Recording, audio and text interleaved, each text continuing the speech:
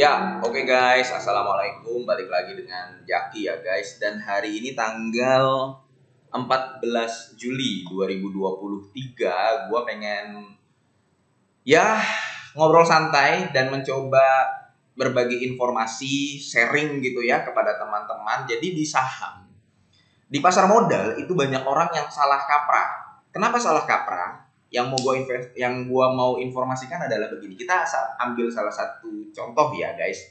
Adi Komuter Property. Ini perusahaan anaknya Adi Karya yang baru IPO di tahun 2022 akhir lalu. Saat ini harga sahamnya ada di kisaran angka 59 sampai 60 gitu ya.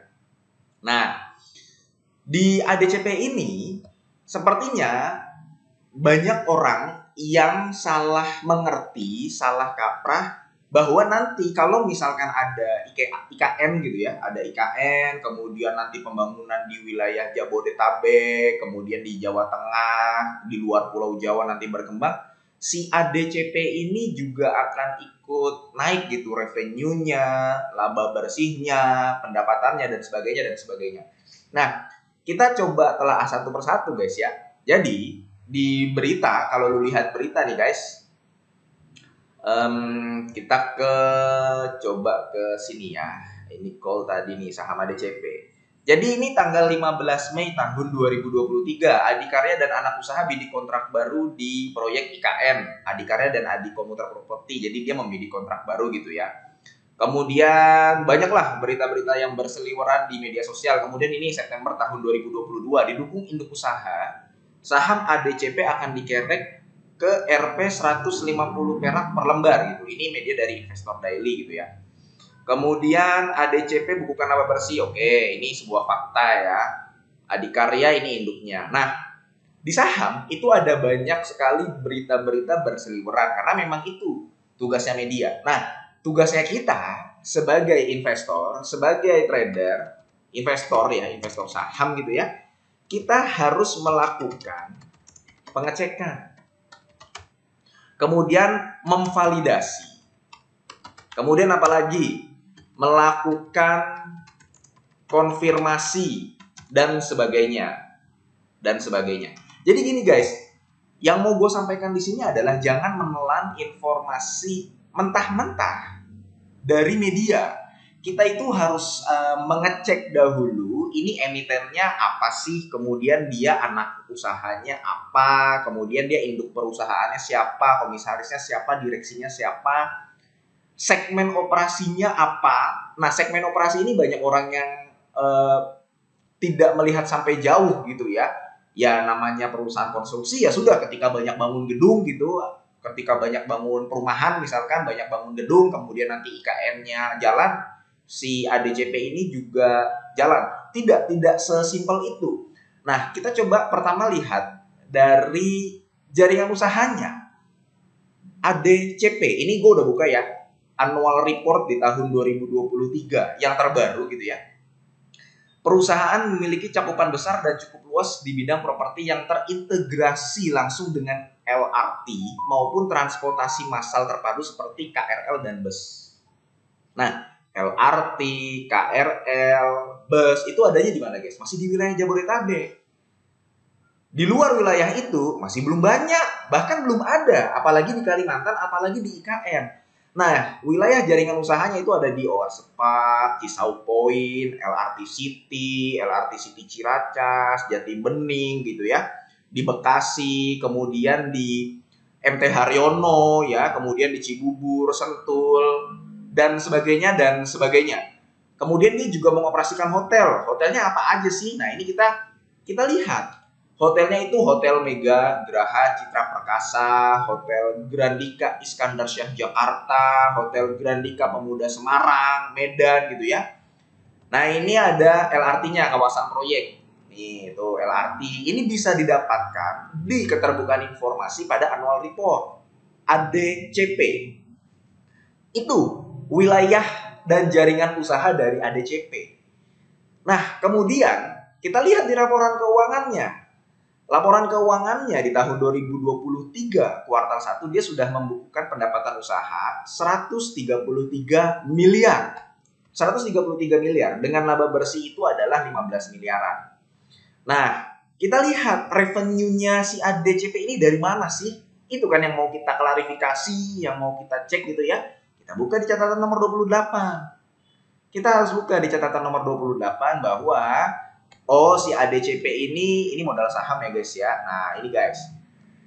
Lu bisa lihat guys di sini guys, nih gua agak zoom ya guys ya.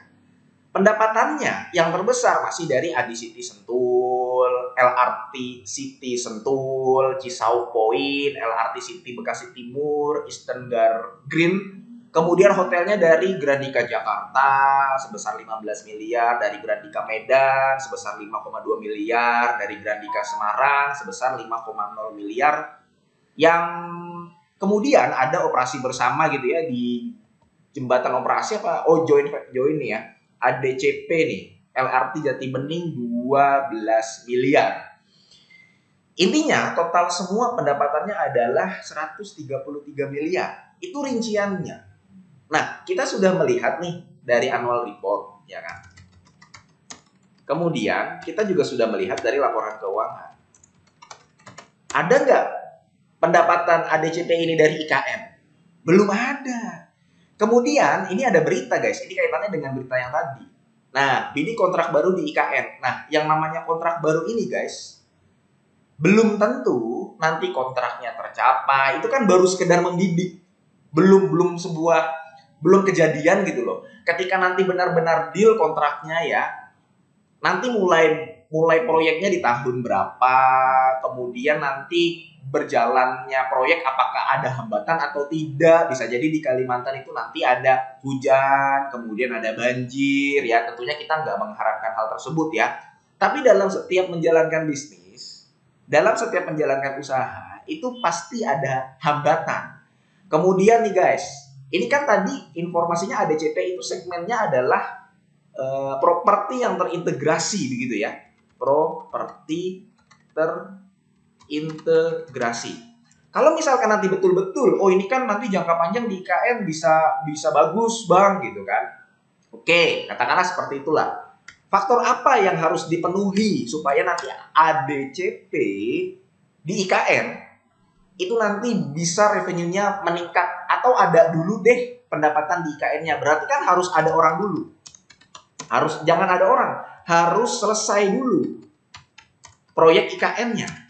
Betul dong. Kemudian setelah selesai apa? Harus ada orang dulu di IKN, betul dong, ya kan? Kemudian harus ada orang dulu, apalagi harus ada perkantoran, ekonominya mulai pulih, atau ekonominya mulai bangkit gitu loh. Harus ada perkantoran, kan ini LRT gitu ya. Rincian dari Adikarya, harus ada perkantoran misalkan ya. Kemudian harus selesai dulu proyek IKN-nya, harus ada orang dahulu di IKN, harus ada perkantoran, kemudian bisa jadi harus membeli kereta atau LRT atau MRT-nya dulu, mungkin dari negara lain atau mungkin Indonesia harus membuat dulu gitu ya. Jadi hal-hal ini yang harus kita pertimbangkan guys sebelum kita benar-benar masuk dan nyemplung ke sebuah saham. Nah, gue memang melihat si ADCP ini banyak yang cukup membahas gitu ya. Ada beberapa pertanyaan juga di YouTube dan sepertinya memang memiliki di harga yang bukan sekarang, di harga 80 gitu ya, 75 dan sebagainya. Sahamnya akan naik apabila pertama ya dinaikin, kedua apabila kinerjanya memang betul-betul bagus. Nah, kita kan tidak bisa mengetahui kapan sahamnya ini akan dinaikin begitulah oleh siapa begitu ya. Nah, berarti simpel saja kita harus mengetahui kapan si saham ini kinerjanya akan bagus. Gua kasih contoh guys ya, salah satu saham yang ada di portofolio gua ini adalah SMGR. Dan pada beberapa video sebelumnya gue sudah menyampaikan bahwa salah satu portofolio gue ini adalah SMGR. Dan kalau misalkan SMGR turun ke angka 5.800 gitu ya, beli aja. Nah, lu sekarang sudah mengetahui guys, SMGR di angka berapa. Apa alasan gua membeli saham SMGR di saat orang masih sibuk dengan saham batubara? Salah satu alasan gua, bukan salah satu sih, tapi gua sebutkan. Pertama, gua melihat sejak awal tahun 2023 banyak truk memuat semen. Kedua, ya, Indonesia sudah mendapatkan durian runtuh dari komoditas, ya kan? Nah, uangnya ini akan kemana? Dia akan ke konstruksi, akan ke properti, kemudian akan ke ekspansi bisnis atau ekspansi perusahaan, bikin pabrik, kayak INKP tuh bangun pabrik kan, ya kan? Kemudian akan kemana lagi? IKN. Jadi uangnya dimanfaatkan gitu loh oleh pemerintah. Indonesia sudah mendapatkan uang nih dari komoditas, batu bara, sawit, dan sebagainya. Uangnya mau lari kemana sih? Konstruksi, properti, ekspansi perusahaan gitu ya. Butuh apa? Butuh semen. Jadi kita melihat nggak usah langsung ke pabriknya gitu loh. Kita membeli saham semen, habis itu kita harus samperin semen Indonesia. Nggak usah. Kita cukup melihat yang terjadi di sekitar kita. Kita gunakan logika kita gitu ya. Kemudian kita perkuat dengan data. Oh, Indonesia sudah dapat duit nih. Saham batubara sudah mulai turun. Apa nih selanjutnya? Ya gue beli semen. Kalau membangun rumah itu kan butuh semen, butuh hebel gitu ya.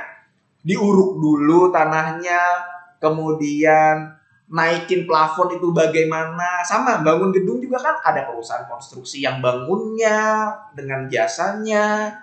Konstruksinya juga butuh apa? Butuh hebel, butuh bata merah, butuh semen dicampur sama air gitu kan. Butuh besi, butuh baja, butuh lampu. Di dalam konstruksinya, di dalam bangunannya nanti butuh alat-alat dari S Hardware. Kemudian toiletnya nanti butuh WC dari Toto. Nah itu guys yang harus kita lihat, perintilan-perintilan seperti itu. Nah itu yang melandasi gue membeli saham SMGR. Kita belinya waktu harganya masih di bawah. Nanti ketika geliat pembangunan sudah mulai jalan, ya sahamnya dengan sendirinya akan naik. Revenue-nya akan naik. Apalagi kalau misalkan ada IKN nanti. Jadi kalau misalkan tidak ada IKN, SMGR ya nggak masalah juga. Pendapatannya berpotensi naik juga karena pembangunan. Selain dari IKN, orang bangun rumah, perusahaan-perusahaan di sekitar wilayah Jakarta bangun gedung, kemudian ada perusahaan yang membeli tanah di Demas gitu ya, atau di Bekasi Fajar gitu ya, bangun pabrik, INKP bangun pabrik misalkan di Karawang atau Cikarang gitu ya, senilai berapa puluh triliun pakai semen. Itu guys, itu yang harus kita lihat sebelum kita benar-benar nyemplung ke sebuah saham. Dan yang mau gue sampaikan adalah kita harus mencerna, kita harus bijak ya, mencerna, bijak memvalidasi setiap informasi yang masuk. Begitu guys. Jadi kalau dikatakan apakah ADCP ini ada hubungannya dengan IKN? Sejauh ini tidak ada gitu loh.